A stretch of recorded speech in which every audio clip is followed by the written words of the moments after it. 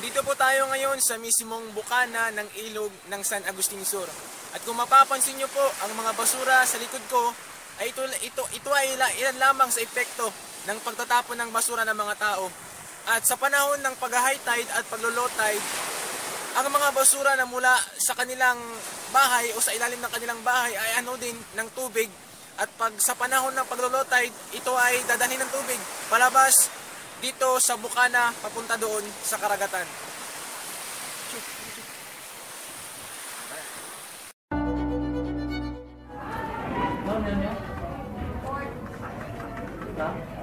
Bilang isang residente ng San Agustin Sur, isang malaking pribileyo para sa amin na piliin ang lugar na ito para sa aming pagdodokumento. Dahil sa pagpapayag na ito ay susubukan naming ibahagi sa inyo ang malungkot na parte at problema na rin ng ating probinsya.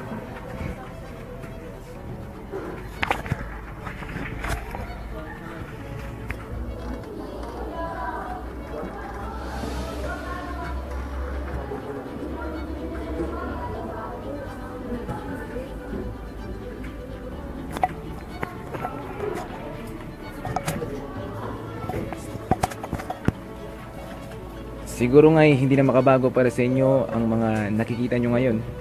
Mga bahay na nakatirik sa mismong ilog at mga basurang palutang-lutang dito.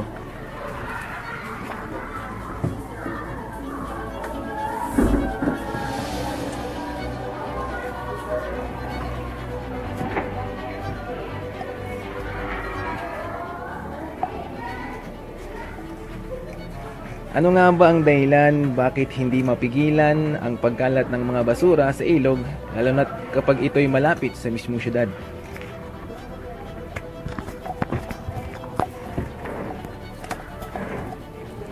At ayon sa aming pagsusuri, ang isang dahilan kung bakit may ganitong kaso sa Pilipinas, ito ay dahil sa mga squatters na nagtatayo ng kanilang bahay sa gilid at pangpang ng mga ilog.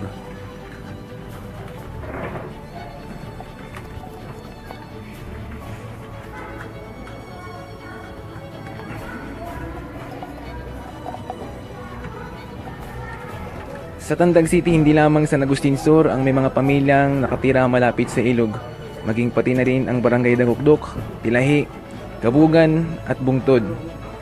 Sa ilang daang pamilyang nakatira malapit dito, isipin mo na lang kung ang kalahati sa kanila ay tinatapon ang basura diretso sa ilog. Ito talaga ay magresulta ng malaking damyo sa darating na panahon, marahil nga hindi pa ito katulad ng Pasig River kung titingnan. Pero kapag hindi ito napigilan, ganon din ang ating kahantungan.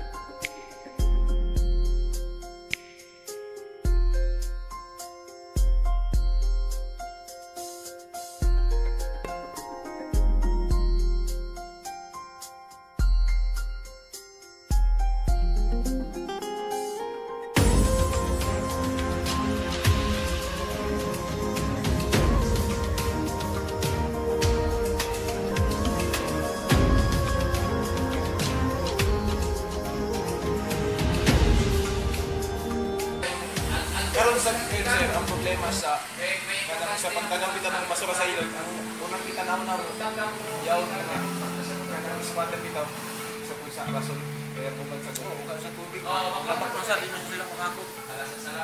Pero sir, di man naghatag mo ng pulisya dira. Tuloy na naman una. Puntahan sila At ayon nga sa aming nalaman, hindi naman nagkulang ang barangay sa pagbibigay ng pulisya sa mga residente para sa tamang pagtatapon ng basura.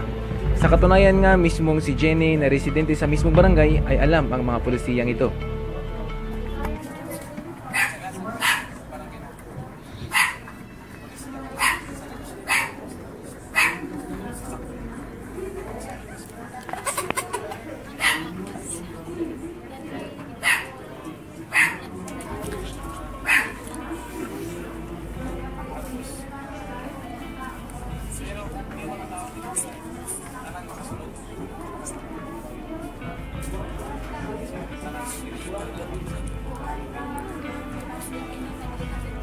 Kaya naman sa dalawang taong nakausap namin, lilitaw na mismo na tayo rin ang may kasalanan. Dahil sa kakulangan sa kaalaman at disiplina sa sarili, napabayaan natin ang likas yaman.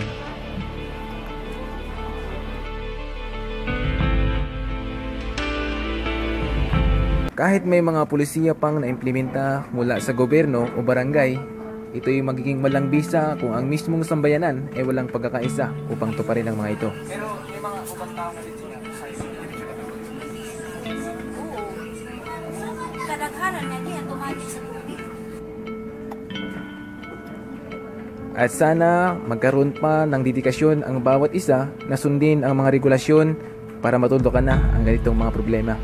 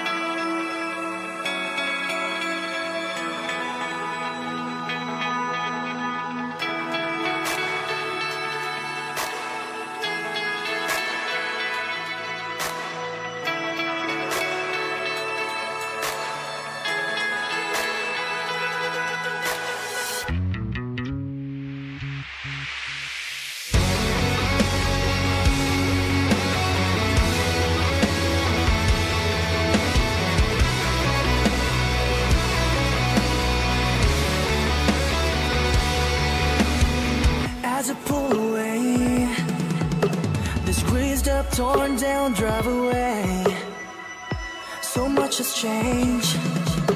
A picture show of life that once was, now in so much decay. You take back 'cause you've taken away.